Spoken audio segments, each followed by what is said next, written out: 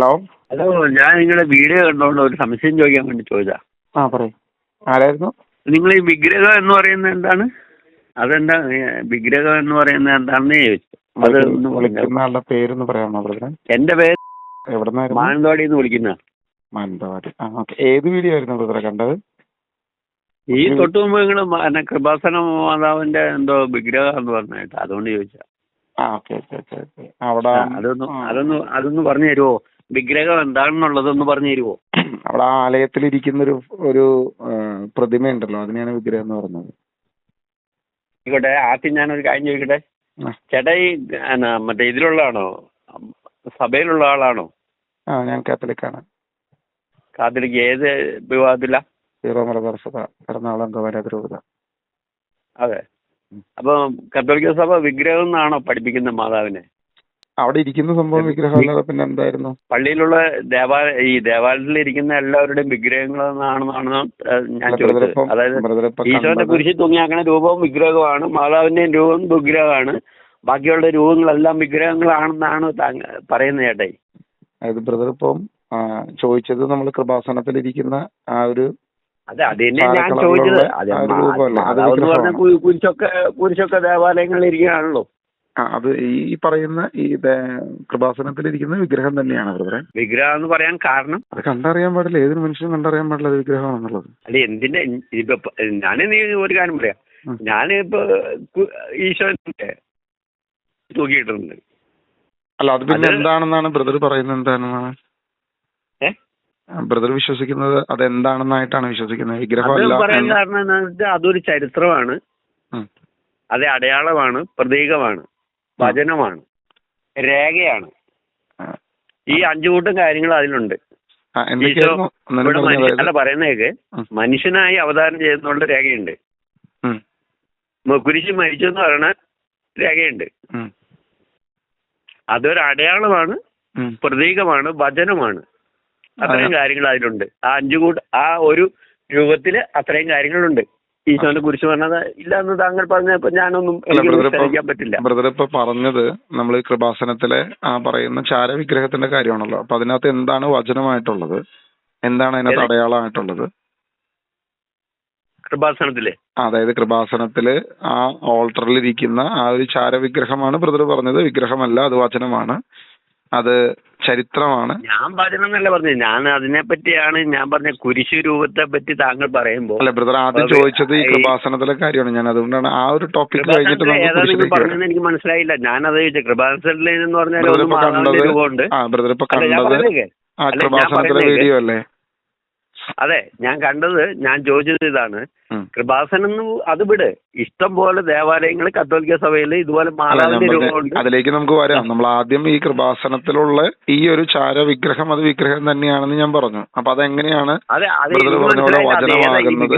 അല്ല, നീ ചേട്ടായി പറഞ്ഞ വിഗ്രഹം ഏതാണെന്ന് എനിക്ക് മനസ്സിലായില്ല. അവിടെ മാതാവിന്റെ രൂപത്തെ ഉദ്ദേശിച്ചാണോ പറഞ്ഞതെന്ന് ഞാൻ ചോദിച്ചത്. അവിടെ ചാര കളറിലിരിക്കുന്ന ഒരു സ്ത്രീയുടെ രൂപമാണ് ഞാൻ പറഞ്ഞത് വിഗ്രഹമാണ്. അത് യേശുവിന്റെ അമ്മ മാതാവാണെന്ന് ഒന്ന് പറഞ്ഞ് മനസ്സിലാക്കി തരാമോ? എങ്ങനെയാണ് അത് യേശുവിന്റെ അമ്മ മാതാവാകുന്നത്? യേശുവിന്റെ അമ്മ മാതാവാകുന്നത് എങ്ങനെയാണ്? ആ ചാര കളറിലിരിക്കുന്ന ഒരു സ്ത്രീയുടെ വിഗ്രഹം അത് യേശുവിന്റെ അമ്മ മാതാവാകുന്നത് എങ്ങനെയാണ്? എനിക്കതൊന്ന് പറഞ്ഞു തരും. അതിനകത്ത് എന്താണ് വചനമായിട്ടുള്ളത്, അതിനകത്ത് എന്താണ് ചരിത്രമായിട്ടുള്ളത്? മാതാവിന്റെ യേശുവിന്റെ അമ്മ അവിടെ ഒരു വിഗ്രഹം ഇരിക്കുന്നതുകൊണ്ട് അതിന് കളർ മാറിയിരിക്കുന്നുണ്ട് അല്ലേ? അതായത് പറഞ്ഞുതരാം, നീ കേട്ടോ. ഫാത്തിമയിലും മാതാവ് വന്നപ്പോ ഫാത്തിമയിൽ മാതാവിനെ വിശ്വസിക്കുന്നുണ്ടോ? അങ്ങനെ അവിടെ ചരിത്രം ഉണ്ടെന്ന് നിങ്ങൾ വിശ്വസിക്കുന്നുണ്ടോ? ഫാത്തിമയിൽ വന്നപ്പോ മാതാവ് ഈ ചാരവിഗ്രഹ ഇതിലാ വന്നത്. സ്വർണത്തിന്റെ ഇതിലാ സാരി കൊടുത്ത് വന്ന ഒരു ചൗമാലയില് സ്വർണത്തിന്റെ ചരിത്രം. ഈ അവിടെ ഇരിക്കുന്ന കൃപാസനം ഇല്ലേ, അതേ രൂപത്തില്. അത് സ്വർണ്ണമല്ലല്ലോ, അത് വെള്ളി കളറല്ലേ, ചാര കളറല്ലേ? ഇവിടെ എങ്ങനെ കൃപാസനത്തിൽ ഇരിക്കുന്നത് സിൽവർ കളറിലല്ലേ? ഫാത്തിമയിൽ ഇരിക്കുന്നത് സ്വർണ്ണ കളറിലായിരുന്നോ? സ്വർണത്തിന്റെ കളറിലാ വന്നതെന്ന്. ഓക്കെ. അതായത് നിങ്ങൾ വിചാരിക്കുന്ന നമ്മൾ ഒരു കാര്യം മനസ്സിലാക്കുക, ഈ സ്വർണം എന്ന് പറയുമ്പോ നമ്മുടെ ഇതില് കണ്ണിന് കാണാവുന്ന ഇതിലാണ് നമ്മൾ പറയുള്ളൂ. അല്ലാതെ ചരിത്രം അവിടെ അങ്ങനെയല്ലേ എഴുതി വെച്ചേക്കണേ? ഫാത്തിമേന്റെ ചരിത്രത്തിൽ അങ്ങനെയല്ലേ എഴുതി വെച്ചേക്കണേ? വായിച്ചിട്ടുണ്ടോ? ഈ കൃപാസനത്തിലുള്ള സംഭവം സഭ അംഗീകരിച്ചിട്ടുണ്ടോ? സഭ അംഗീകരിച്ചിട്ടുണ്ടോ? ഇപ്പൊ കൃപാസനത്തിലെ ആ രൂപതയിലെ മെത്രാൻ അംഗീകരിച്ചിട്ടുണ്ട്. ആ രൂപതയില് അംഗീകരിച്ചിട്ടുണ്ടോ? അംഗീകരിച്ചതിന്റെ രേഖ എന്തെങ്കിലും ഉണ്ടോ ബ്രദറെ? രേഖ അതാ ഞാൻ ചോദിച്ചത്. ആ രേഖയിൽ അത് മെത്രാൻ അനുമതി കൊടുക്കാതെ ഞാൻ ചോദിച്ചിട്ട് അംഗീകരിച്ചിട്ടില്ല. അത് മാതാവിന്റെ പ്രത്യക്ഷതയാണെന്ന് ആ രൂപതയിലെ മെത്രാനും അംഗീകരിച്ചിട്ടില്ല. അതിനുവേണ്ടി പഠനത്തിന് വേണ്ടി വെച്ചിരിക്കുന്നു എന്നാണ് കൃപാസനത്തിലെ അച്ഛൻ പറയുന്നത്. അവിടെ നടക്കുന്ന പുസ്തകങ്ങൾ പറയുന്നത് അതിനുവേണ്ടി അംഗീകാരത്തിന് വേണ്ടി വെച്ചിരിക്കുന്നു, അംഗീകരിച്ചിട്ടില്ല. അല്ല, ഞാൻ പറയുന്നത് കേക്ക്. ഞാനൊരു കാര്യം പറഞ്ഞേക്ക്. ഒരു വൈദികന് സഭയുടെ ഇതിൽ വെച്ച് ഒരു വൈദികൻ അങ്ങനെ ചെയ്യാൻ പറ്റില്ല. ഒറ്റയ്ക്ക് ചെയ്യാൻ പറ്റിയ ഒരു കാര്യമല്ല. അവിടെ കൃപാസനത്തിൽ പോയിട്ട് അങ്ങനെ ഒരു രൂപം വെച്ചിട്ട് ചെയ്യാൻ പറ്റിയ കാര്യമല്ല. രണ്ടാമത്തെ കാര്യം ഒറ്റയ്ക്കാണ് ചെയ്യുന്നത്. ബ്രദറിന് വേറൊരു കാര്യം അറിയാം. കൃപാസനത്തിലിരിക്കുന്ന രൂപത്തിന്റെ ഹൃദയഭാഗത്ത്, ആ വിഗ്രഹത്തിന്റെ ഹൃദയഭാഗത്ത് ഒരു ക്ലോക്ക് ഉണ്ടായിരുന്നു. ഇന്ന് ആ ക്ലോക്ക് ഇല്ല. ക്ലോക്കായിരുന്നു ആദ്യം വെച്ചിരുന്നത്. അതെ അതെ, ഇന്നതല്ല ഇരിക്കുന്ന ഈ കാര്യത്തിൽ തന്നെ അത് വിഗ്രഹമല്ലാന്ന് എങ്ങനെയാണ് ബ്രദർ പറയുന്നത്? നമുക്കതാണല്ലോ ബ്രദർ എന്താണ് അത് വിഗ്രഹമല്ലാന്ന് പറയുന്നതിന് എന്ത് അർത്ഥം? ഞാൻ പറഞ്ഞുതരാം. ഞാനൊരു കാര്യം പറയട്ടെ. ഈ കൃപാസനം നിങ്ങൾ പറഞ്ഞാൽ എനിക്ക് എതിരല്ല. ഞാൻ ഒരു കാര്യം പറയാം. ഒരു വൈദികൻ ഒരു ഇടവകയില് സ്വന്തമായിട്ടൊന്നും ചെയ്യുന്നില്ല. സ്വന്തമായിട്ട് എന്തെങ്കിലും ഒരു പ്രവൃത്തി ചെയ്യണമെങ്കിൽ രൂപത അധ്യക്ഷന്റെ അടുത്ത് ചെന്നിട്ട് രൂപത അധ്യക്ഷന്റെ അടയാളം ഇത് വേണം, രൂപതാധ്യക്ഷന്റെ അനുമതി വേണം എന്ന് പറഞ്ഞ പോലെ കൃപാസനത്തിലെ അമ്മ പ്രത്യക്ഷപ്പെട്ട ടൈമും ഇന്നതുപോലെയാ പ്രത്യക്ഷപ്പെട്ടതെന്നും ഇന്ന കാര്യങ്ങളാണ് ഉള്ളതെന്നും പിതാവിന് അടുത്ത് ഈ പുരോഹിതൻ ഞാൻ ചോദിച്ചപ്പം പറഞ്ഞ കാര്യമാണ്. ഞാൻ കൃത്യമായിട്ട് അവിടുന്ന് അച്ചടിക്കുന്ന പുസ്തകം വെച്ചിട്ട് ഞാൻ പറഞ്ഞത്. ആ പുസ്തകത്തിൽ കൃത്യമായിട്ട് അവർ പറയുന്നുണ്ട് ഇന്ന കാലഘട്ടത്തിൽ ഇത് പിതാവിന് 300 ചില്ലാൻ പേജുകൾ അടങ്ങുന്ന ഒരു പുസ്തകം പിതാവിന് സമർപ്പിച്ചിട്ടുണ്ട്. പക്ഷെ പിതാവ് ഇന്ന് വരെ അതിനെക്കുറിച്ച് ഒരു റിപ്പോർട്ട് കൊടുത്തിട്ടില്ല. പഠിച്ചുകൊണ്ടിരിക്കുന്നത് മാത്രമേ കൊടുത്തിട്ടില്ല. ആ കാര്യത്തിൽ എന്താ സംശയം? അപ്പൊ സഭ അംഗീകരിച്ചെന്ന് ബ്രദർ പിച്ചിൽ എടുത്തുമ്പോ പറഞ്ഞു. അതുകൊണ്ടാണ് ഞാൻ പറഞ്ഞത് സഭ അംഗീകരിച്ചെന്ന് ഞാൻ പറഞ്ഞ ആ രൂപതയിലെ മെത്രാൻ അത് അംഗീകരിച്ചിട്ടില്ലെന്ന്. മെത്രാൻ അത് പഠനത്തിന് വെച്ചേക്കുന്നു. മെത്രാൻ ഇപ്പോഴും അതിനെക്കുറിച്ച് കൃത്യമായ ഒരു കാര്യം പറഞ്ഞിട്ടില്ല. അപ്പൊ ഞാനൊരു കാര്യം ചോദിക്കേ ബ്രദറെ, അവരുടെ പുസ്തകത്തിലുള്ള കാര്യമാണ് ഞാൻ പറഞ്ഞത്. ബ്രദർ അതിനെ ഒപ്പോസ് ചെയ്യണമെങ്കിൽ ആധികാരികമായ രേഖ വെക്കണം. ഞാൻ പറയുന്നത് കൃപാസനത്തിൽ നിന്നും പ്രിന്റ് അടിക്കുന്ന പുസ്തകത്തിൽ ഇത് മെത്രാന് സമർപ്പിച്ചു എന്നല്ലാതെ ഇന്ന് വരെ മെത്രാൻ അത് അംഗീകരിച്ചു എന്ന് കാണിച്ചിട്ടില്ല. താങ്കൾ പറഞ്ഞ വളരെ കറക്റ്റാണ്. ഞാൻ പറഞ്ഞത് എന്താണെന്നറിയോ? ഞാൻ ചോദിച്ചപ്പോ ഈ വൈദികൻ പറഞ്ഞത്, ഈ വൈദികൻ രൂപത അധ്യക്ഷന്റെ അടുത്ത് ചെന്നു, ഇന്നപോലെ പ്രത്യക്ഷപ്പെട്ടെന്നും പറഞ്ഞു. അപ്പൊ ഇന്നുപോലെ ഈ കാര്യങ്ങളൊക്കെ മെത്രാൻ വെളിപ്പെടുത്തി. അപ്പോ വെളിപ്പെടുത്തി കഴിഞ്ഞപ്പോ മെത്രാൻ പറഞ്ഞു അത് ചെയ്തുകൊള്ളൂ എന്നാണ് ആ മെത്രാൻ പറഞ്ഞത്. ഞാനൊരു കാര്യം ചോദിക്കട്ടെ, വിഗ്രഹത്തിന്റെ കാര്യമാണല്ലോ, നമുക്ക് അതൊന്ന് കംപ്ലീറ്റ് ചെയ്തിട്ട് ഇപ്പൊ ഒരു വിഷയത്തിലേക്ക് വന്നു. ഇതെങ്ങനെയാണ് വിഗ്രഹം അല്ലാതെ ആകുന്നത് എന്ന് എനിക്കൊന്ന് പറഞ്ഞു തരാമോ? എന്താണ് അല്ലെങ്കിൽ വിഗ്രഹം എന്ന് എനിക്കൊന്ന് പറഞ്ഞു തരാമോ? നമ്മൾ വിഗ്രഹം എന്ന് പറയുന്ന സംഭവം എന്താണ്? അത് വിഗ്രഹം താങ്കൾ പറഞ്ഞതിൽ മാത്രമേ സ്റ്റാച്ചു ആണ്. സ്റ്റാച്ചു എന്ന് വെച്ചാൽ അത് ഒരു വൈദികൻ വെഞ്ചരിച്ചു കഴിഞ്ഞാൽ പറയുന്നേക്ക്, ഒരു വൈദികൻ വെഞ്ചരിച്ചു കഴിഞ്ഞാല്, ഒരു രൂപതാധ്യക്ഷൻ വെഞ്ചരിച്ചു കഴിഞ്ഞാല് അത് വെഞ്ചരിപ്പ് കർമ്മത്തിലൂടെ ആ രൂപത്തിന്റെ മുമ്പിൽ ചെന്ന് പ്രാർത്ഥിച്ചു കഴിഞ്ഞാൽ അവിടെ അടയാളങ്ങളും അത്ഭുതങ്ങളും ഉണ്ടാവും. അത്രേ ഉള്ളൂ. വചനത്തിൽ തെളിവ് വരും. വചനത്തിൽ തെളിവ് വരണം. ബൈബിൾ വാക്യത്തിൽ എവിടെയെങ്കിലും ഒരു തെളിവ് തരണം. വിശുദ്ധ ബൈബിളിൽ നിന്നും ഇങ്ങനെ വെഞ്ചരിച്ചു കഴിഞ്ഞാൽ അതിന് അത്ഭുതം ചെയ്യാൻ സാധിക്കുമെന്നൊരു തെളിവ് ബൈബിളിൽ നിന്ന് തരണം. അല്ലെങ്കിൽ ആദിമസഭയുടെ ഏതെങ്കിലും പഠനത്തിൽ നിന്ന് തരണം. കത്തോലിക്ക സഭയുടെ ആദിമസഭയുടെ പഠനത്തിൽ നിന്ന് തരണം. ഇന്ന് വന്നിരിക്കുന്ന CCC ഒന്നും കിട്ടിയിട്ട് കാര്യമില്ല. ആദിമസഭയുടെ പഠനത്തിൽ നിന്ന് തരണം. അല്ലെങ്കിൽ സഭാപിതാക്കന്മാർ ബൈബിളിൽ നിന്ന് മതി. ബൈബിളിൽ നിന്ന് ഏറ്റവും ശ്രേഷ്ഠം. എനിക്ക് ബൈബിളിൽ നിന്ന് ഏറ്റവും വളരെ സന്തോഷമാണ്. ഞാൻ ബൈബിളിൽ നിന്ന് നിങ്ങൾക്ക് കണ്ടെത്താൻ പറ്റില്ലെങ്കിൽ ഞാൻ പറഞ്ഞത് ആദിമസഭയുടെ ഏതെങ്കിലും പഠനത്തിൽ നിന്ന് എനിക്ക് മതി. ഞാനതൊരു ഓപ്ഷൻ വെച്ചതാ ബ്രദറിന്. ബൈബിളിൽ നിന്ന് കിട്ടിയാൽ എനിക്ക് ഏറ്റവും സന്തോഷം അതാണ് ബ്രദറെ. കാരണം ഞാൻ ബൈബിളിനെ അംഗീകരിക്കുന്നത്, CCCനെ ഒന്നും ഞാൻ അംഗീകരിക്കുന്നില്ല. അപ്പൊ ഞാൻ പറഞ്ഞ മറ്റു പുസ്തകങ്ങളിൽ നിന്ന് ഇനി സഭയുടെ സഭാപിതാക്കന്മാരെന്നറിയപ്പെടുന്ന, അതായത് 1 തുടങ്ങി 7 വരെ നൂറ്റാണ്ടുകളിലുള്ള സഭാപിതാക്കന്മാരുടെ റെഫറൻസ് ആയാലും എനിക്ക് മതി. അതെങ്കിലും ഉണ്ടെങ്കിൽ എനിക്കൊന്ന് കാണാൻ വേണ്ടിയിട്ടായിരുന്നു. പക്ഷെ ബൈബിളിൽ നിന്ന് കിട്ടിയ വളരെ സന്തോഷം. ബൈബിളിൽ നിന്ന് വല്ല വചനം ഉണ്ടോ ബ്രദറിന് പറയാനായിട്ട്? ബൈബിളിൽ നിന്ന് ഏതെങ്കിലും ഒരു വചനം ഈ വിഗ്രഹത്തിന് ഇങ്ങനെ ഒരു കാര്യം ചെയ്യാൻ പറ്റും, വെഞ്ചരിച്ചു കഴിഞ്ഞാൽ ഇങ്ങനെ ആകാം എന്നുള്ളതിനെ കുറിച്ച് എന്തെങ്കിലും ഒരു വചനം ഉണ്ടോ? മത്തായി 28:19 എടുത്തു. മത്തായി 28:19 എന്തായിരുന്നു ആ വാക്യത്തിൽ പറഞ്ഞിരിക്കുന്നത്? ആ യോഗത്തിലുള്ള പിതാവിന്റെയും പുത്രന്റെയും പരിശുദ്ധാത്മാവിന്റെ നാമത്തിൽ ഞാൻ നിങ്ങളോട് കൂടെ 28:19 ആകയാൽ നിങ്ങൾ പോയി എല്ലാ ജനതകളും ശിഷ്യപ്പെടുത്തുവിൻ, പിതാവിന്റെയും പുത്രന്റെയും പരിശുദ്ധാത്മാവിന്റെയും നാമത്തിൽ അവർക്ക് സ്നാനം നൽകുവിൻ, ഞാൻ നിങ്ങളോട് കൽപ്പിച്ചവയെല്ലാം അനുസരിക്കാൻ അവരെ പഠിപ്പിക്കുവിൻ, യുഗാന്തം വരെ ഞാൻ നിങ്ങളോട് കൂടെ ഉണ്ടായിരിക്കും. അത് ഈ വിഗ്രഹത്തിൽ ഉണ്ടാവും എന്നുള്ളതിന് എന്താ തെളിവ്? അത് അവിടെയാണ് ചോദ്യം. ഞാൻ പറഞ്ഞിട്ടുള്ളവ അനുസരിക്കാൻ നിങ്ങൾ അവരെ പഠിപ്പിക്കാൻ. ഞാൻ പറഞ്ഞിട്ടുള്ളത്, ഞാൻ നിങ്ങളോട് കൽപ്പിച്ചവയെല്ലാം അനുസരിക്കാൻ. യേശു പറഞ്ഞോ വിഗ്രഹം ഉണ്ടാക്കാൻ? പറഞ്ഞോ യേശു? എങ്ങനെ? യേശു പറഞ്ഞോ വിഗ്രഹം ഉണ്ടാക്കാനായിട്ട്? യേശു പറഞ്ഞോ വിഗ്രഹം ഉണ്ടാക്കാനായിട്ടോ? പറഞ്ഞിട്ടുണ്ടോന്നോ? അതായത് യേശു കൽപ്പിച്ചത് ചെയ്യാൻ പറഞ്ഞു, യേശു വിഗ്രഹം ഉണ്ടാക്കാൻ പറഞ്ഞു. നിങ്ങൾ അനുസരിക്കാൻ പറഞ്ഞാണ്. അതാ ചോദിച്ചത്, യേശു കൽപ്പിച്ചിരുന്നോ വിഗ്രഹം ഉണ്ടാക്കാൻ? യേശു അനുവദിച്ചിരുന്നോ? അതുകൊണ്ടാണല്ലോ അവര് ചെയ്തേക്കണേ. അതെവിടെ യേശു അത് അല്ല, ഞാനൊരു കാര്യം ചോദിക്കട്ടെ. ഇപ്പൊ പിതാവിന്റെയും പുത്രന്റെയും നാമത്തിൽ ഇവരുടെ കൂടെ ഉണ്ടാവുന്നു ദൈവം പറഞ്ഞാങ്ങനെ കാര്യങ്ങൾ ദൈവമല്ല, ദൈവത്തിന്റെ സമയമല്ലേ? യേശു പറഞ്ഞോ? യേശു എവിടെങ്കിലും പറഞ്ഞോ? എവിടെ പറഞ്ഞു? വചനത്തിലാണല്ലോ പറഞ്ഞേക്കണേ. എവിടെ? ഏത് വചനത്തില്? ഞാൻ പറയുന്ന പോലെ ചെയ്യാനല്ലേ ഇവരോട് പറഞ്ഞേക്കണേ. അത് യേശു പറഞ്ഞതുപോലെ ചെയ്യാൻ പറഞ്ഞു. ഈ പഴയ നിയമത്തിലെ ദൈവവും പുതിയ നിയമത്തിലെ ദൈവവും ഒരാൾ തന്നെയാണോ? അതെ, ഒരാൾ തന്നെയാണ് അല്ലേ? അതെ, അതെ, ഉറപ്പല്ലേ? അപ്പൊ പഴയ നിയമത്തിൽ ഇതൊന്നും ഉണ്ടാക്കരുതെന്ന് പറഞ്ഞിട്ടുണ്ട്. പഴയ നിയമത്തിൽ ഉണ്ടാക്കരുതെന്ന് പറഞ്ഞിട്ടുണ്ടോ? അതെ. ഉറപ്പാ? അതെ. അപ്പൊ അങ്ങനെയാണ് പിന്നെ ദേവാലയം പണിയും പറഞ്ഞിട്ടുള്ളൂ. പറയേണ്ട കാര്യമുണ്ടോ പഴയ നിയമത്തില്? ഇല്ല. ദേവാലയം നമ്മൾ ഓരോരുത്തരുമാണ് ദേവാലയം. ആരെ? നമ്മൾ ഓരോരുത്തരും ദേവാലയമാണ് ബ്രദറെ. നമ്മൾ ഓരോരുത്തരും ദേവാലയമാണ്. സോളമനോട് പറയേണ്ട കാര്യമില്ലോ നീ ദേവാലയം പണി പറയേണ്ട കാര്യമില്ലോ. ദേവാലയം അത് പഴയ നിയമത്തിലാണ് പറഞ്ഞിരിക്കുന്നത്. പുതിയ നിയമത്തിൽ വരുമ്പോൾ നമ്മൾ ഓരോരുത്തരും ദൈവത്തിന്റെ ദേവാലയമാണെന്ന്. ദൈവം പറഞ്ഞാണ് പ്രാർത്ഥനാലയം എന്റെ ആലയം എല്ലാവർക്കും ആയിട്ടുള്ളതെന്നാണ്. അത് ഓക്കെ. പുതിയ നിയമത്തില് 1 കൊറിന്തോസ് അതിന്റെ 3-ാം അധ്യായം 16-ാം വാക്യത്തിൽ പറയുന്നു, നിങ്ങൾ ദൈവത്തിന്റെ ആലയമാകുന്നു, നിങ്ങളുടെ ശരീരം ദൈവത്തിന്റെ ആലയമാകുന്നു. വായിച്ചിട്ടുണ്ടോ ബ്രദറെ? അത് ശരിയാ, ഞാൻ വായിച്ചിട്ടുണ്ട്. അപ്പൊ നമ്മുടെ ശരീരമാണ് യഥാർത്ഥ ദൈവത്തിന്റെ ആലയം. ദൈവത്തിന്റെ പരിശുദ്ധാത്മാവ് വസിക്കുന്ന നമ്മുടെ ശരീരമാണ് യഥാർത്ഥ ആലയം. അല്ലാതെ മറ്റൊരു ശരീരത്തിന്റെ അല്ല, നമ്മുടെ ശരീരവും ദേവാലയത്തിലിരിക്കുന്ന കൗതാശികമായിട്ടുള്ള വ്യത്യാസം എന്താണ് ചിന്തിച്ചിട്ടുണ്ടോ? നമ്മുടെ ശരീരമാണ് ഇന്ന് ആലയം, യഥാർത്ഥ ആലയം നമ്മുടെ ശരീരമാണ്. അതുകൊണ്ട് തന്നെ യഥാർത്ഥ ഈശോ പറഞ്ഞ യഥാർത്ഥ ആലയം നമ്മൾ തന്നെയാന്ന് പറഞ്ഞു. അതിന് ഞാൻ എതിരൊന്നുമല്ല.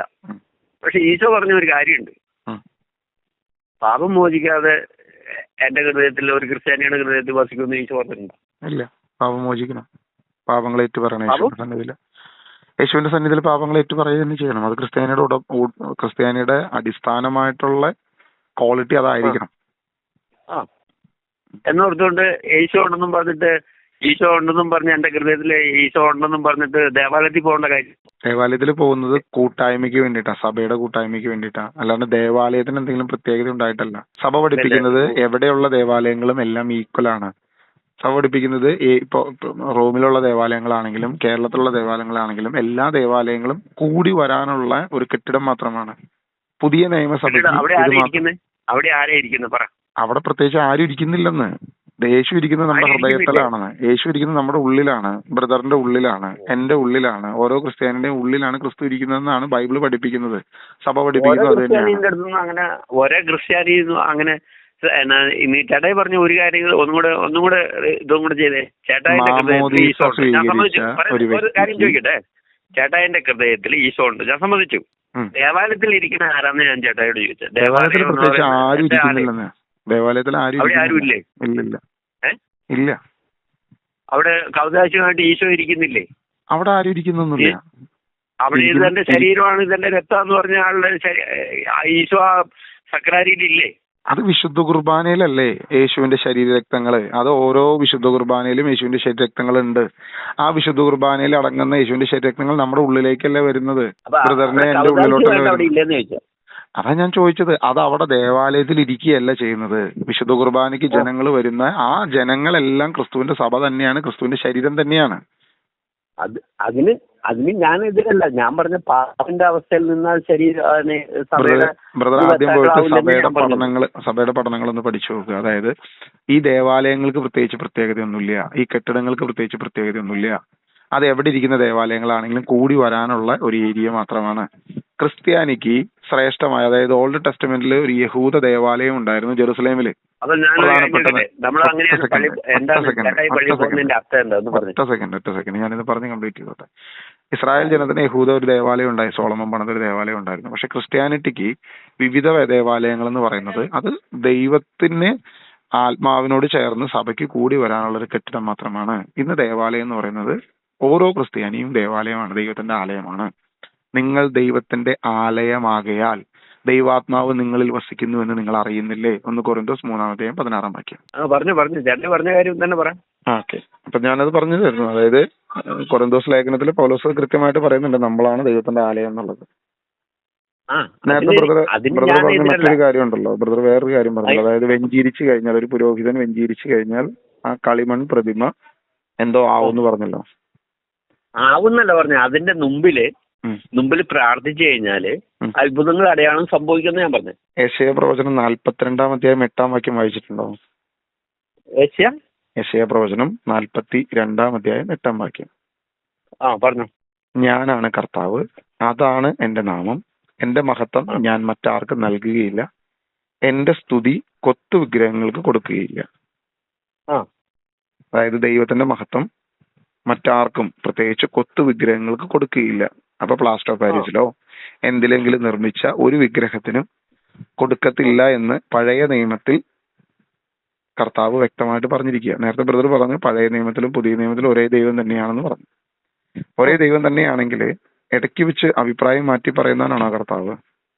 ബ്രദർ മത്തായി സുവിശേഷം 28:19 വെച്ച് പറഞ്ഞു, യേശു പറഞ്ഞു വിഗ്രഹം ഉണ്ടാക്കാനെന്ന് പറഞ്ഞു. പക്ഷെ ഇവിടെ പഴയ നിയമത്തിൽ യേശു പറഞ്ഞിരിക്കുന്നത് നീ എന്ത് കൊത്തു വിഗ്രഹം ഉണ്ടാക്കിയാലും ഞാൻ അതിന്റെ മേൽ പ്രവർത്തിക്കത്തില്ല എന്നാ പറഞ്ഞിരിക്കുന്നത്. ഓക്കെ, അതിനുള്ള മറുപടി പറഞ്ഞു. കൊത്തു വിഗ്രഹം എന്ന് ദൈവം ഈശോ പറഞ്ഞതെന്നറിയോ? എന്റെ ഹൃദയത്തില് ഒരു സ്ത്രീയാവാം, പണമാവാം, അല്ലെ ഒരു മരമാവാം, അല്ലെ ഒരു ഹനുമാനാവാം. ആ കൊത്തു വിഗ്രഹത്തിന്റെ മുമ്പിൽ നിങ്ങൾ നിന്നാൽ എനിക്കിഷ്ടമല്ല എന്ന് പറഞ്ഞു. ഇത് വ്യാഖ്യാനമാണ്, കൃത്യമായ വാക്യത്തിൽ. അതെങ്ങനെ സുഹൃത്തെ? ഞാൻ ഈ മത്തായി 28 നിങ്ങൾക്ക് ഞാൻ പറഞ്ഞിട്ടുള്ളതെല്ലാം കൽപ്പിക്കാൻ ഇവിടെ മനുഷ്യനായി അവതാരം ചെയ്ത ഈശോ തന്നെയാണ് പഠിപ്പിച്ചിട്ട് പോണത്. 40 ദിവസം അവരുടെ കൂടെ നിന്ന് പഠിപ്പിച്ച് 40 ദിവസവും കൃത്യമായിട്ട് അവരെ പഠിപ്പിച്ച് അവർ ഉദ്ധാനം ചെയ്യുന്ന സമയത്ത് അവരെ പഠിപ്പിച്ചിട്ട് പോയതാ. 11 ശിഷ്യന്മാർക്ക് കൊടുത്ത അധികാരമാണ്.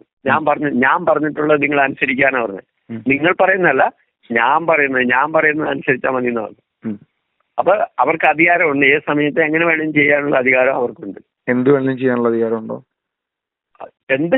യേശുക്രിസ്തു പഠിപ്പിച്ചത് ചെയ്യാനല്ലേ പറഞ്ഞത്?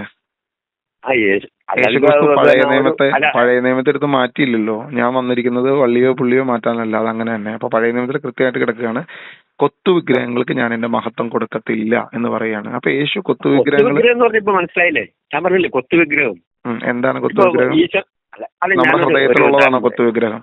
ബ്രദർ, അതെങ്ങനെ ശരിയാവുക? നമ്മുടെ ഹൃദയത്തിൽ ഉണ്ടാകുന്ന ഈ പറയുന്ന ഇതാണോ കൊത്തു വിഗ്രഹം? ആ കൊത്തു വിഗ്രഹം ചേട്ടായി എന്ന് ചിന്തിച്ചേ.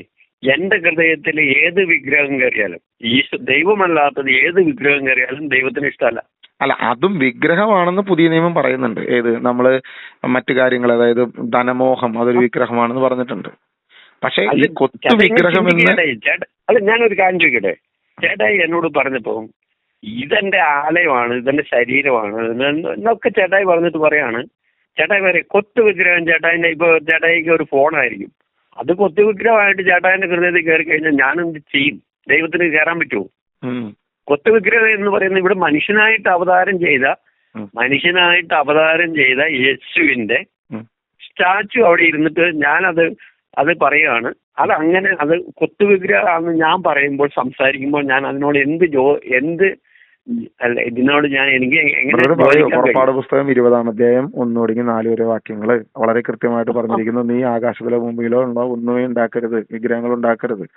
വീണ്ടും അത് കഴിഞ്ഞിട്ട് നമ്മൾ സംഖ്യാപുസ്തകത്തിലേക്കിട്ട് വരുമ്പോൾ കൃത്യമായിട്ട് അവിടെ പറഞ്ഞിരിക്കുന്നു, നീ എനിക്ക് വേണ്ടി ബലിപീഠം നിർമ്മിക്കുമ്പോൾ അത് കൊത്തി ഉണ്ടാക്കരുത്, കല്ലിൽ കൊത്തി ഉണ്ടാക്കരുത്, കാരണം അതിന് രൂപം വരരുത്, കാരണം നീ ദൈവത്തെ കണ്ടിട്ടില്ല എന്ന് കൃത്യമായിട്ട് പറയുക. വീണ്ടും പുതിയ നിയമത്തിൽ വന്നു കഴിഞ്ഞപ്പോൾ മോശ കണ്ടില്ലേ, സംസാരിച്ചില്ലേ, രൂപവും കണ്ടിട്ടില്ല. ദൈവത്തെ കാണുമ്പോൾ നീ ഒരു രൂപവും കണ്ടിട്ടില്ല. രൂപം മോശ കണ്ടത് എങ്ങനെയായിരുന്നു? സംഖ്യയുടെ പുസ്തകം എടുത്തു. മോശ കണ്ടത് എങ്ങനെയായിരുന്നു? മോശ കാണുകയും സംസാരിക്കുകയും ചെയ്തല്ലേ? അതെങ്ങനെയായിരുന്നു കണ്ടത്? മോശ കണ്ടത് ആരെയായിരുന്നു? മോശ കണ്ടത് എങ്ങനെയായിരുന്നു? മോശ കണ്ടത് സംഖ്യയുടെ പുസ്തകത്തിലുള്ളത്. നമ്മൾ ഇന്ന് കാണുന്ന ഈ താടി വെച്ച ആ രൂപമാണോ മോശ കണ്ടത്? അതാണ് ഉദ്ദേശിക്കുന്നത്. ഡാവിഞ്ചി വരച്ച ചിത്രമാണോ മോശ കണ്ടത്? ഡാവിഞ്ചി വരച്ച ചിത്രമാണോ മോശ കണ്ടു എന്ന് പറയുന്നത് ബ്രദറെ? അല്ല, അവര് തമ്മിൽ സംസാരിച്ചത്. ഞാൻ പറയുന്ന ഡാവിഞ്ചി വരച്ച ചിത്രം ഇന്ന് നമ്മൾ കാണുന്ന നിങ്ങളുടെയൊക്കെ വീട്ടിലിരിക്കുന്ന ചിത്രമാണ്. ഡാവിഞ്ചി വരച്ച ചിത്രമാണെന്ന് ഞാൻ പറഞ്ഞിട്ടില്ല. അല്ല, അതാണോന്ന് ഞാൻ ചോദിക്കുകയായിരുന്നു. അതാണോന്ന് എനിക്കറിയില്ലെന്ന്, ഞാൻ കണ്ടിട്ടില്ലല്ലോ. ഞാനിപ്പോ മോശമായിട്ട് ഈ ദൈവം ഈ സംഖ്യയുടെ പുസ്തകത്തിൽ എഴുതി വെച്ചാണ് കാര്യം ഞാൻ പറഞ്ഞത് കണ്ടു. അപ്പസ്തോല പ്രവൃത്തി 17:29 വായിച്ചിട്ടുണ്ടോ? അപ്പസ്തോല പ്രവൃത്തി 17:29 വായിച്ചിട്ടുണ്ടോ? 17:29 നാം ദൈവത്തിന്റെ സന്താനങ്ങളാകയാൽ മനുഷ്യന്റെ ഭാവനയും ശില്പവിദ്യയും ചേർന്ന് സ്വർണത്തിലും വെള്ളിയിലും കല്ലിലും കൊത്തിയെടുക്കുന്ന പ്രതിമ പോലെയാണ് ദൈവരൂപമെന്ന് വിചാരിക്കരുത്. അത് ശരിയല്ലേ? അപ്പൊ ഈ പറയുന്ന സാധനത്തില് ദൈവശക്തി ഉണ്ടെന്ന് വെഞ്ചിരിച്ചു കഴിഞ്ഞാൽ എന്തോ സംഭവിക്കും പറഞ്ഞത് ഇപ്പൊ ഈ 3-4 വചനത്തിൽ നിന്ന് തന്നെ ക്ലിയർ അല്ലേ ഇല്ല എന്നുള്ളത്. ദൈവം തന്നെ ഈ കൊത്തുവിഗ്രഹങ്ങൾക്ക് മഹത്വം കൊടുക്കുന്നില്ല, ദൈവത്തിന്റെ മഹത്വം കൊത്തുവിഗ്രഹങ്ങൾക്ക് കൊടുക്കുന്നില്ല ദൈവം തന്നെ പറഞ്ഞു. നിങ്ങൾ പറയുന്നത് അത് കൊത്തുവിഗ്രഹം മൊബൈലാണെന്നൊക്കെയാണ് നിങ്ങൾ പറയുന്നത്. ചേട്ടയോട് ഒന്നും കൂടെ പറയാം. അതായത് കൊത്തുവിഗ്രഹം മൊബൈലാകുന്നത് എങ്ങനെയാ? അല്ല, പുതിയ നിയമത്തിൽ അതേ കൊത്തുവിഗ്രഹങ്ങളെ കുറിച്ച് പറയുന്നത് സ്വർണം, വെള്ളി, കല്ലിൽ കൊത്തിയെടുത്തത്, പ്രതിമ പോലെയുള്ളത് എന്ന് കൃത്യമായിട്ട് പറഞ്ഞിരിക്കുക. എന്നിട്ട് ബ്രദർ അത് വ്യാഖ്യാനം ചെയ്ത് എന്ത് കൊണ്ടുപോവാണ്? ആ കൊത്തുവിഗ്രഹം എന്നുള്ളത് മൊബൈലാകാം, ആ കൊത്തുവിഗ്രഹം എന്നുള്ളത് പണമാകാം. പക്ഷെ പുതിയ നിയമത്തിൽ അപ്പസ്തോല പ്രവൃത്തിയിൽ കൃത്യമായിട്ട് പറഞ്ഞിരിക്കുകയാണ് കല്ലിൽ കൊത്തിയത്, സ്വർണത്തിൽ കൊത്തിയത്, വെള്ളിയിൽ കൊത്തിയത് പ്രതിമ പോലെയുള്ള ദൈവരൂപമാണെന്ന് നിങ്ങൾ വിചാരിക്കരുത് എന്ന് പറഞ്ഞിരിക്കുക. ഇതൊന്ന് എക്സ്പ്ലെയിൻ ചെയ്ത് തന്നിരിക്കും. ഇത് ഈ പറയുന്ന ഹൃദയത്തിലെ മൊബൈലാണോ? അല്ലെന്നേ, ഇതിൽ കൂടുതൽ എങ്ങനെയാണ് കൊത്തുവിഗ്രഹം എന്ന് പറയുന്നത്? ചേട്ടാ ഈ ഇങ്ങനെ ഞാൻ കൊത്തുവിഗ്രഹം എന്ന് പറഞ്ഞിട്ട് അത് മനസ്സിൽ കയറ്റി വെച്ചാൽ അത് ഒരു ദൈവം പറഞ്ഞ സാഹചര്യം ഇങ്ങനെ മനസ്സിലാക്കുക. ദൈവം പറയുന്ന കാര്യം ഒരു കൊത്തുവിഗ്രഹത്തെ ഒരു കണ്ടിട്ട് അത് കൊത്തുവിഗ്രഹം പറഞ്ഞ അവിടെ വെച്ച് കഴിഞ്ഞാല് ഒരു പുരോഹിതൻ വെഞ്ചിരിക്കില്ല. ഒന്നാമത്തെ കാര്യം. ഒരു ഹനുമാന്റെ ഒരു വേഷം ഉണ്ടാക്കിയിട്ട് അവിടെ കൊത്തുവിഗ്രഹം ആവശ്യമില്ലാത്ത പിടിക്കും. നമ്മളിവിടെ പറഞ്ഞു മാതാവിന്റെ എന്നോ അല്ലെങ്കിൽ ചാരവിഗ്രഹമോ നമ്മുടെ കാര്യം പറഞ്ഞു. ആയിക്കോട്ടെ, അത് ഈ മാതാവിന്റെ രൂപത്തിൽ ഇത് തന്നെയാണ് സംഭവിച്ചത്. ഈ രൂപം ഇങ്ങനെ പുരോഹിതനോട് പറഞ്ഞു.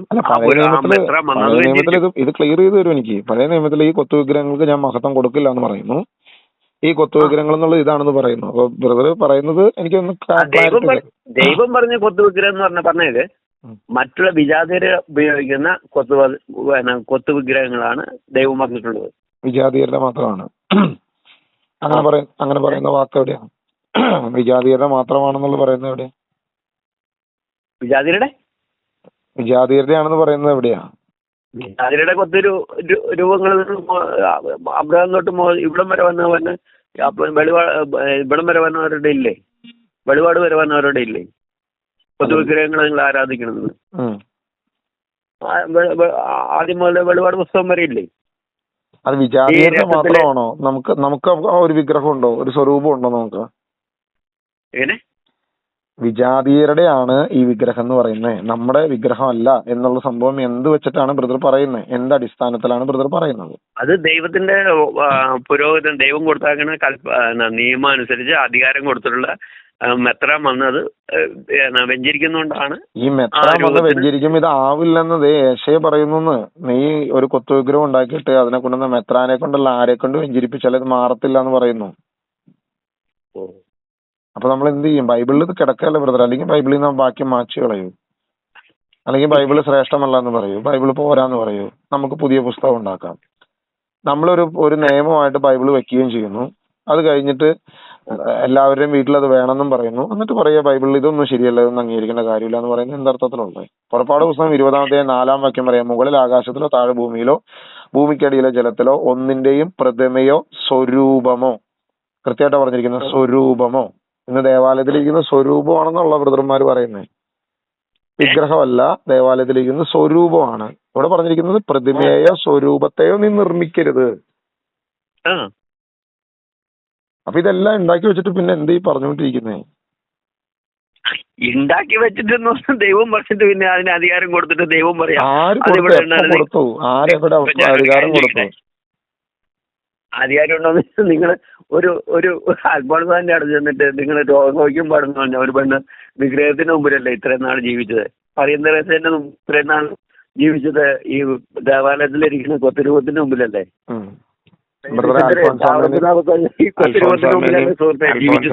വിട്, ഞാൻ പറയുന്ന ആദിമസഭയിൽ എന്തെങ്കിലും പറഞ്ഞതിന് ഒരു സാമാന്യ ബുദ്ധി നിങ്ങളൊന്ന് ചിന്തിച്ചു നോക്ക്. അല്ല, ഞാൻ പറഞ്ഞത് ആദിമസഭയുടെ കാര്യങ്ങൾ പറയൂ. അൽഫോൻസാമയുടെ കാര്യങ്ങളൊക്കെ സഭ വിശുദ്ധരാണെന്ന് പ്രഖ്യാപിച്ച കാര്യങ്ങളല്ലേ?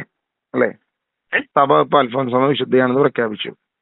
അവിടെ അത്ഭുതം നടക്കുന്ന പല സ്ഥലത്തും നടക്കും. എനിക്ക് അൽഫോൻസാമയോട് വേറെ എതിർപ്പില്ല, ചാവറച്ചനോട് വേറെ എതിർപ്പില്ല. അവരൊക്കെ ചെയ്ത നല്ല പ്രവൃത്തികൾ നല്ലതായിട്ട് തന്നെ കാണുന്നു. ആദിമസഭയിലുള്ള കാര്യങ്ങൾ അല്ല ഞാൻ ചോദിക്കുന്നത്. അല്ല, അതിന് വചനയില്ലേ? ഞാൻ അതിനൊന്നും എതിർക്കുന്നില്ല. ആദിമസഭയിലുള്ള കാര്യങ്ങൾ ചേട്ടാ ഈ പറഞ്ഞതിന് ഈ വിശുദ്ധ ഇതിന് അതിന് വചനയില്ലേ? ഞാൻ പറഞ്ഞല്ലോ, ഞാൻ അവർക്കൊന്നും എതിരല്ല. അവരൊക്കെ അവിടെ ഇരിക്കട്ടെ. നമ്മൾ ഈ ആവശ്യമില്ലാത്ത കാര്യത്തിൽ പറഞ്ഞിട്ട് കാര്യമില്ലല്ലോ. ഞാൻ ചോദിക്കുന്ന ആദിമസഭയിലെ ഏതെങ്കിലും കാര്യത്തിൽ ഈ വിഗ്രഹത്തിന് മുമ്പിൽ ഒരു കാര്യം ചോദിക്കട്ടെ ചേട്ടാ. ഇപ്പൊ പറഞ്ഞു കഴിഞ്ഞാൽ അതിന് ഞാൻ എതിരില്ലാന്ന് തോന്നുന്നു. ഈ അൽഫോൻസാന്റെ രൂപം പള്ളിയിൽ വെച്ചിട്ടുണ്ട്, ഈ ചാവറപിതാവിന്റെ വെച്ചിട്ടുണ്ട്. എനിക്ക് എതിരില്ല, മാതാവിന്റെ ഇതിനെ എതിരുള്ളൂ എന്ന് പറയുന്നതിൽ എന്താ? ഞാൻ അങ്ങനെ രൂപം വെക്കുന്നതല്ല എതിരില്ല എന്ന് പറഞ്ഞു. ഞാൻ പറഞ്ഞത് അൽഫോൻസാമയും വിശുദ്ധരും അല്ലെങ്കിൽ ചാവറച്ചൻ ചെയ്ത നല്ല പ്രവൃത്തികളോടൊന്നും എനിക്ക് എതിർപ്പില്ല. ഞാൻ അതൊന്നും അല്ല ഞാൻ പറഞ്ഞത്. ഈ ചാവറച്ചനൊക്കെ വിഗ്രഹത്തിന് മുമ്പിലാ പ്രാർത്ഥിച്ചത്, അതുകൊണ്ട് അത് ശരിയല്ലേ എന്ന് ചോദിച്ചപ്പോൾ ഞാൻ പറഞ്ഞ സഭ വിശുദ്ധരായിട്ട് പ്രഖ്യാപിച്ചു. ചാവറച്ചനെയോ അൽഫോൻസാമേനെയൊക്കെയോ വിശുദ്ധരായിട്ട് സഭ പ്രഖ്യാപിച്ചു. അല്ല ഞാൻ ചോദിക്കണേ, ഈ സഭയെന്ന് പറഞ്ഞ ഈ പറഞ്ഞ ഈ സഭ എന്ന് പറയുന്നത് എന്താണ്? അപ്പൊ അങ്ങനെയാകുമ്പോ സഭയിൽ കൊണ്ടുവരും. സഭ പറഞ്ഞ് ഇവിടെ മാർപ്പാപ്പ തീരുമാനിച്ചാണോ ഇവിടെ അൽഫോൻസാമ വിശുദ്ധനെ കണ്ടിട്ട് പോലുമില്ല? ഇവിടെ ചാവറപിതാവിനെ കണ്ടിട്ടാണോ പോയത്? ഗ്രിഗോറിയോസിനെ കണ്ടിട്ട് പോയതാ അവര്? അല്ല, ഇതൊക്കെ വിശുദ്ധരാണെന്ന് നമ്മൾ പറയുന്നു, നമ്മൾ പ്രഖ്യാപിക്കുന്നു, സഭ പ്രഖ്യാപിക്കുന്നു. ഞാൻ പറഞ്ഞ ഞാനിപ്പോ അതിനൊന്നും എതിർക്കാനല്ലല്ലോ, നമ്മൾ ടോപ്പിക് അതല്ലോ. ഞാൻ ചോദിക്കുകയാണ്, അല്ല സുഹൃത്തെ, അപ്പൊ ഞാൻ ചോദിക്കുകയാണ്, ഈ സഭ ചുമ്മാ കാട്ടിക്കൂട്ടി എല്ലാരെയും അങ്ങ് വിശുദ്ധരാക്കുവാണോ? ഞാൻ പറഞ്ഞത് ഞാനിപ്പോ അതല്ലല്ലോ നമ്മുടെ ടോപ്പിക്, നമ്മുടെ വിഷയം. ടോപ്പിക്ക് നമ്മളിപ്പോ മാതാവിന്റെ അടുത്തേക്ക് വരുവാ. നമ്മളാ പറഞ്ഞ ആ രൂപത്തിന്റെ, ആ വിഗ്രഹ രൂപത്തിന്റെ പ്രതിമേന്റെ മാതാവിന്റെ അടുത്തേക്ക് വരുവാ. അതായത് ഈ വിഷയത്തിൽ ബ്രദറിന് പറയാനുള്ളത് കംപ്ലീറ്റ് ചെയ്താൽ നമുക്ക് അടുത്ത വിഷയത്തിലോട്ട് പോവാം. നമ്മൾ വെറുതെ ടോപ്പിക്ക് മാറി കളിച്ചിട്ട് കാര്യമില്ലല്ലോ. എന്താണ് ബ്രദർ ഈ വിഗ്രഹം എന്തെന്നുള്ളത്? ബൈബിളിൽ നിന്ന് എനിക്കൊരു വാക്യം തരൂ. ആദിമസഭയുടെ പിതാക്കന്മാരിൽ നിന്ന് എന്തെങ്കിലും ഒരു വാക്യം തരൂ. എന്നാണ് ദേവാലയങ്ങളുടെ അകത്ത് വിഗ്രഹങ്ങൾ വെച്ച് ഒടുങ്ങിയെന്ന് ബ്രദറിന് അറിയോ? ദേവാലയങ്ങളുടെ അകത്ത് എന്ന് ഒടുങ്ങിയാണ്? ഞാൻ ചോദിക്കുന്നതെന്ന് ശ്രദ്ധിച്ചു നോക്കൂ. എന്നാണ് ദേവാലയങ്ങളുടെ അകത്ത് വിഗ്രഹങ്ങൾ വെച്ച് തുടങ്ങിയെന്നുള്ളതിനെ കുറിച്ച് ബ്രദറിന് വല്ല ഐഡിയ ഉണ്ടോ? ഇല്ല, അറിയില്ല. ഓക്കെ, 8-ാം നൂറ്റാണ്ടിന് ശേഷം മാത്രമേ ഉള്ളൂ വിഗ്രഹങ്ങൾ ദേവാലയത്തിന്റെ അകത്ത് വെച്ച് തുടങ്ങിയത്. അതും ചില ഫോട്ടോകൾ മാത്രമാണ്. പിന്നീടാണ് വിഗ്രഹങ്ങളൊക്കെ വെച്ച് തുടങ്ങിയത്. ഓക്കെ, അതിനു മുമ്പൊന്നും നമ്മൾ ഈ സംഭവം കാണുന്നില്ല. അപ്പൊ അതുകൊണ്ടാണ് ഞാൻ പറഞ്ഞത്. ബ്രദർ പറഞ്ഞു ഇപ്പൊ അൽഫോൻസാമ വിഗ്രഹത്തിന് മുമ്പിലെ പ്രാർത്ഥിച്ചെന്നൊക്കെ പറഞ്ഞ അത് അൽഫോൻസാമയോട് ചോദിക്കണം. നമുക്കറിയില്ല, എനിക്കറിയില്ല അതിനകത്തെ കുറിച്ച്. ഓക്കെ, അത് നമ്മുടെ വിഷയമാണ്. ചേട്ടായി പറഞ്ഞതിന് ആ വിഗ്രഹത്തിന്റെ അധികാരം, അതായത് ഒരു അപ്പസ്തലന്മാർക്ക് കൊടുത്ത അധികാരം നമുക്ക് മനസ്സിലാക്കേണ്ട വിഷയമുണ്ട്. എന്നാലേ നമുക്ക് ഇത് മനസ്സിലാക്കാൻ പറ്റുള്ളൂ. എന്ത് അധികാരം കൊടുത്തിരിക്കുന്നത്? കുറച്ചു കാലം കഴിയുമ്പോൾ വിഗ്രഹം വെച്ചോളാനായിട്ട് അപ്പസ്തലന്മാർക്ക് അധികാരം കൊടുത്തിരുന്നു. അപ്പസ്തലന്മാർക്ക് അധികാരം കൊടുത്താൽ നമ്മൾ പഠിക്കേണ്ടി വരും. അങ്ങനെ കൊടുത്തിരുന്നു. അപ്പസ്തലന്മാർക്ക് ഇത് പാപം മോചിക്കാനും ഇതെന്റെ ശരീരമാണെന്ന് പറയാനും കാലാകാലത്തില് ആദിമസഭയുടെ കീഴ്വഴക്കത്തിൽ നിന്നും മാറി അപ്പസ്തോലിക പാരമ്പര്യത്തിൽ നിന്നും മാറി വിഗ്രഹങ്ങൾ വെക്കാനുള്ള അധികാരം കൊടുത്തിരുന്നോ? യേശു കൊടുത്തിരുന്നോ? പഴയ നിയമം കൊടുത്തിരുന്നോ? ആദിമസഭ കൊടുത്തിരുന്നോ? പഴയ നിയമത്തിൽ എത്രയാണ് സുഹൃത്തെ? ഇതൊരു മർജിട മുസ്ലിം മാത്രമേ ഉള്ളൂ. ദേവാലയം പണിയാൻ പറഞ്ഞ ആരാണ്? ഈ സോളമനോട് ദേവാലയം പണിയാൻ പറഞ്ഞ ആരാ? ദേവാലയം പണിയണമെന്ന് അങ്ങോട്ടാണ് പറഞ്ഞത്. ദൈവത്തോട് അങ്ങോട്ടാണ് ചോദിക്കുന്നത്. ഞാൻ നിനക്ക് വേണ്ടി, അതായത് ദേവാലയം പണിയണ കേസ് പറയുമ്പോഴും കർത്താവ് സോളമനോട് പറയുന്നുണ്ട്, സോളമനോടല്ല ദാവീദിനോട് ആദ്യം പറയുന്നുണ്ട്, ഞാൻ നിന്റെ കൂടെ കൂടാരത്തിൽ വസിക്കുകയായിരുന്നു, ഞാൻ നിന്റെ കൂടെ കൂടാരത്തിൽ സഞ്ചരിക്കുകയായിരുന്നു, ഇസ്രായേൽ ജനത്തിന്റെ കൂടെ കൂടാരത്തിൽ ഞാൻ നിങ്ങളോട് സഞ്ചരിക്കുകയായിരുന്നു. അത് ദൈവത്തിന്റെ നിർബന്ധമായിരുന്നില്ല. നിർബന്ധം ആരുടെ ആയിരുന്നു? ഞാനിവിടെ വലിയ കൊട്ടാരത്തിൽ താമസിക്കുകയും നിനക്ക് ഇതല്ലാതെ ഒരു ചെറിയ രീതിയിൽ നിൽക്കുകയും ചെയ്യുന്നു എന്നുള്ളത് ദാവീദിന്റെ സങ്കടമായിരുന്നു. അതിനുശേഷമാണ് ദേവാലയം പണിയുന്നത്. അത് പല പ്രാവശ്യം തകർക്കപ്പെടുകയും യേശുക്രിസ്തു പറഞ്ഞു ഈ ദേവാലയം കല്ലിന്മേൽ കല്ല് ശേഷിക്കാതെ തകർക്കപ്പെടും. ആയിക്കോട്ടെ, അങ്ങനെയാണെങ്കിൽ ഞാനൊരു കാര്യം ചോദിക്കട്ടെ, എന്തിനാണ് സോളമൻ ഇങ്ങനെ ഇത്രയും കൃത്യമായിട്ടുള്ളത്? പിന്നെ ദേവാലയം പണിത് കഴിഞ്ഞിട്ട് ഇന്ന ദേവാലയം ഉണ്ടോ? ദേവാലയം പണിയുന്ന കാര്യമില്ലല്ലോ. ഇന്ന ദേവാലയം ഉണ്ടോ? അല്ലല്ല, ഞാൻ ചോദിച്ചതിന് ഉത്തരം പറ. യേശു ആ ദേവാലയത്തെ കുറിച്ച് എന്താ പറഞ്ഞത്? കാര്യമില്ലല്ലോ. യേശു ആ ദേവാലയത്തെ കുറിച്ച് എന്താ പറഞ്ഞത്? അത് തകർക്കപ്പെടുന്നു പറഞ്ഞു. തകർക്കപ്പെട്ടോ? തകർക്കപ്പെട്ടു. അപ്പൊ പിന്നെ എന്തിനാ പിന്നെ അതിന്റെ പിന്നാലെ പോകുന്നേ? ദൈവം സോളമന്റെ അടുത്ത് ഇങ്ങോട്ട് വന്നിട്ടാ എനിക്ക് വേണ്ടി ഒരു ദേവാലയം പണിയാൻ പറഞ്ഞതല്ലല്ലോ. ദാവീദിന്റെ ആഗ്രഹം അങ്ങോട്ട് പറയുകയും ദാവീദിന്റെ മകൻ സോളമനെ കൊണ്ട് ഞാൻ ആലയം പണിയാൻ ദൈവം പറഞ്ഞിട്ട് ദൈവം ഒരു മനുഷ്യൻ ചോദിക്കുമ്പോ നാളെ എനിക്ക് പെണ്ണാവണമെന്ന് പറഞ്ഞു, നാളെ എനിക്ക് പെണ്ണാവുക, ഞാൻ നാളെ പെണ്ണാവുക. അത് ഇസ്രായേലുമായിട്ടുള്ള പദ്ധതിയാണ്. ആ ദേവാലയം പണിയുന്നതും ഇസ്രായേലുമായിട്ടുള്ള തുടർന്ന് തന്നെയാണ്. ആ പദ്ധതി തുടർന്ന് വന്നത് തന്നെയാണ് പുതിയ നിയമത്തിലുള്ള ആളും. ആ പദ്ധതി തുടർന്നു വരുന്നതാണ് പുതിയ നിയമം. അതുകൊണ്ടാണ് പൗലോസ്ലീഹ പുതിയ നിയമത്തിന്റെ പദ്ധതിയെ കുറിച്ച് പറഞ്ഞിരിക്കുന്നത് നമ്മുടെ ശരീരമാണ് ദൈവത്തിന്റെ ആലയം. ഈ വിഗ്രഹത്തെ പറ്റിയുള്ള അധികാരം ഞാൻ പറഞ്ഞുതരാം. ഓക്കെ കേട്ടോ? ഈ വിഗ്രഹത്തെ പറ്റിയുള്ള അധികാരമില്ലേ, ഈ മെത്രാന്മാരുടെ അപ്പസ്തലന്മാരുടെ അധികാരം മനസ്സിലാവണ്ടേ വചനത്തിലൂടെ? അത് ഞാനൊന്ന് തപ്പിയെടുക്കാം. ഇത് എത്ര പുസ്തകം വായിച്ചാലും ഇത് പഠിച്ചിട്ടുണ്ട്. അപ്പൊ ഞാനിത് തരാം ചേട്ടായിക്ക്. ഞാനിത് കണ്ടുപിടിച്ചിട്ട് ചേട്ടായി വിളിക്കാം കേട്ടോ? വിഗ്രഹം ഉണ്ടാക്കാനായിട്ട് മെത്രന്മാർക്ക് അനുവാദം കൊടുത്തു. അതിനുള്ള രേഖയൊക്കെ തരാം. ഓക്കെ, ശരി ശരി. You know it's not the same as it was.